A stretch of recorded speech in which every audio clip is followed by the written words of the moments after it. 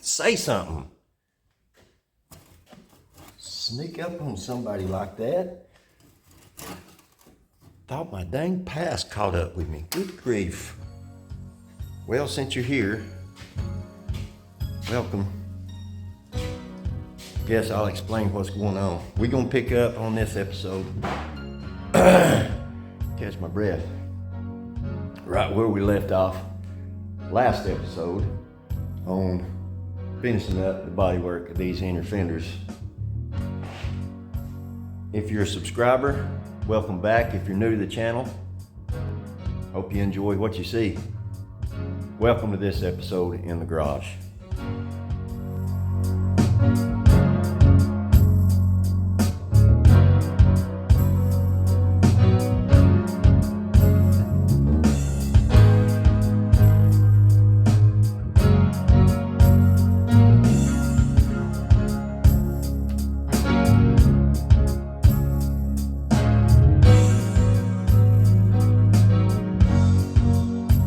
What we're going to be doing is, if you watched the last video, then you know what this section right here is. This is where we fiberglassed our new panel over where the battery tray bolted to the inner fender. If you remember, we're going to move the battery to the trunk. So I've got this fiberglassed and then my first coat of body filler on top of it. And if you'll notice, back here, you have this rounded edge, and then you look on the body filler and you can see this definite straight line. Now, as long as I have been doing paint and body, I still struggle at times with getting these curves, these corners just right.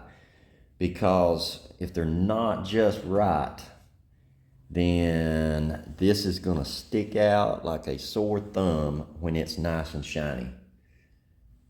If this contour in this area doesn't match this contour in this area, then the contour will look flat and extended out, or short and too sharp. So y'all hang tight. I'm gonna show you a little trick that this old man showed me about 20 years ago. God rest his soul. He died about 4 years ago. His name was Jerry. And neatest little trick. Don't know why it never dawned on me to try it, but y'all hang tight and I'll show you what it is. So what we got is our Bondo mixed up on the back of a sheet of sandpaper, the shiny part. If you can see the reflection in the paper, you want the shiny part up. And notice the amount of hardener that's in there. It's going to be overheated. I need it to get hard pretty quick. So we're just going to mix this up on this little sheet of paper. It's important that you use the shiny part because the Bondo is not going to stick to it. You don't want it to stick to it. A lot of y'all wondering what in the world is going on, and some of you may already know what's going on. Now what you want to do is lay your Bondo right on top of your shape that you want to make, and just let it harden up. And what we'll have is a sanding block that's in the exact shape of the contour that we're wanting to create. This is set up. So now if you look, you have a perfect representation of that contour. Now, watch how easy this peels off. All right, so now that you've got your block, of course you're gonna wanna shave it down to better suit your situation. Now, when you lay this on here and you don't really like the way it fits, say you put it on here and it rocked back and forth, you can take a piece of 80 grit DA paper and stick it to that contour and shape it until you get it exactly the way you want to. Now have a sanding block shaped just like your contour. Now you see that we have our sandpaper stuck. Now you want to make sure your sandpaper is stuck all the way up against that contour. And I usually don't wrap it because when you wrap it, it's going to want to pull that back round again. So I just usually let it hang out there and stay flat. And then make sure you turn it the way that you had it, the way you shaped it, you know.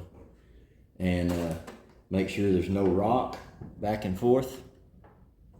And the key here is to go slow.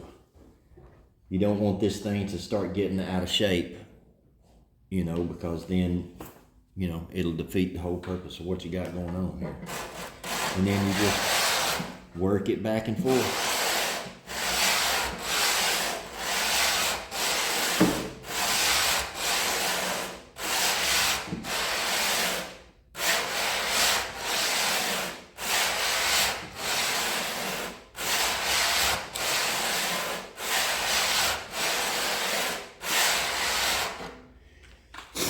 And in just a little while, you'll start seeing that contour show up. All right, so I know we're low, and I know that we have to add back to this, so that's what I'm gonna do right now. But seems like a pretty good trick. Now this, use your imagination, because this will work in all kinds of different situations. Virtually any body line. It's just a neat little trick I learned a long time ago. We're gonna move away from the body work for a minute. We're gonna move back over here to the frame. Now, there's a really easy way to set off your frame and make it look really good. And one of the ways is new fasteners. The contrasting colors, they really make a frame pop. And even though a lot of people are not gonna see them, it still makes it look really good. Now, I did not want to take any of these brackets loose. The bumpers are multi-piece bumpers, and I just don't want to go through the trouble of trying to get everything evened and leveled and spaced and angled and all that crap. It can be done, but why do it if you don't have to? So what I'm doing is knocking one bolt off at a time and replacing it with new hardware. Now, I've mentioned before that these bolts are not going to come loose. And the reason really has nothing to do with age. The reason has everything to do with design. Now, if you'll notice, if this will focus, this is a 5/8, 20, I believe. And if you'll look at the nut, you'll see a cut in each one of the flats. Now, this is the older technology of basically this right here. Depending on what industry you're in, some people call these Nylocks, some people call them Cessna lock nuts. But what these things are designed to do is, as the man on the assembly line was impacting these nuts in, these flats are designed to crimp in and crush against that nut. And so when you try to back it out, that metal has bit into that nut, and it's designed not to come off. So the only way to get them off is break them. And like I said, that's a 5/8 grade 8 bolt.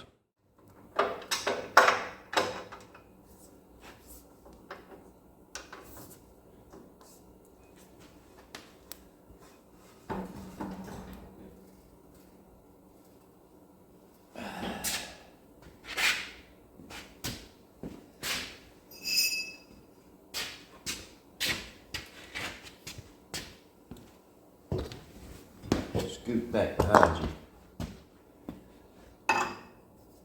so I can pull instead of push.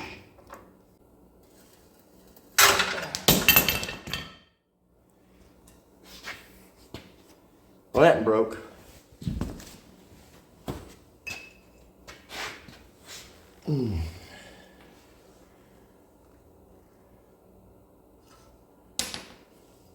Couldn't stand the prick.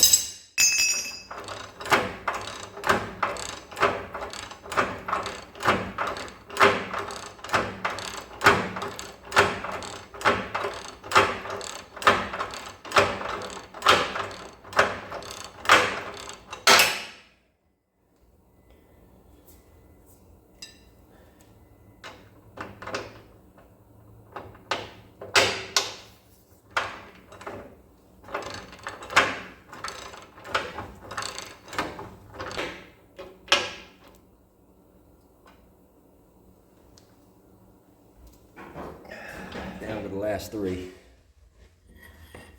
I went ahead and saved your ears, and we went ahead and just cut these. Get this thing going. We'll bust these nuts out here.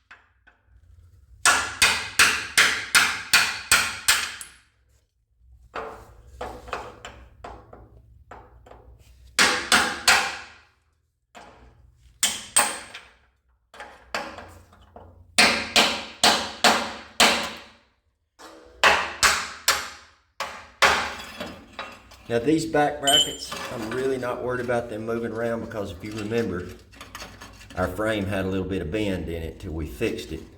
So I'm sure I'm gonna have to make some adjustments back here. So not really worried about these back here. Ow, that's hot. So there's the last of our bolts. Now I left these back brackets back here loose on both sides, because like I said, we're gonna have to be doing some adjusting back there. I am 100% certain, but I believe right now we're gonna move into doing some more work on this inner fender, and about got all the sanding done. We'll finish that up, and then we'll wipe this thing off and probably put it in sealer. I don't know, hopefully some primer. We'll see. We've got all of our body work done, and in doing our body work, you can see some places where went through back down to the metal, some of these places. And so what I'm gonna do is I'm gonna go right back over it with this rust neutralizer, just to make sure that none of this creeps back through, sneaks up and gets me.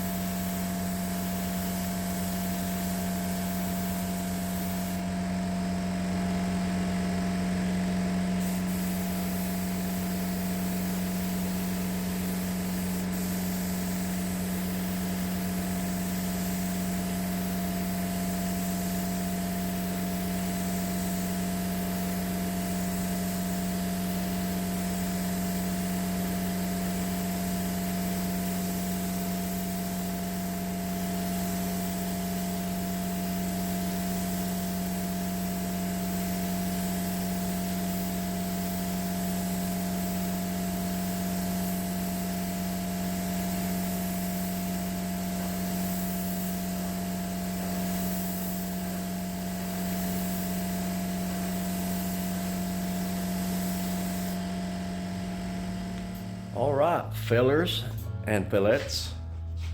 It looks like we made it to the finish line. I think it turned out pretty good. I think so. If you made it this far, thank you very much. I appreciate it greatly. If you haven't already, hit that subscribe button, hit the share button, hit the like notification, leave me a comment. You guys always leaving me comments, and I thoroughly enjoy it. But I think that's going to do it for today. Yep, I believe that's all we're going to do today. I'm tired, pooped, ready to go in the house and sit down. Again, thanks a lot. Y'all go do some work.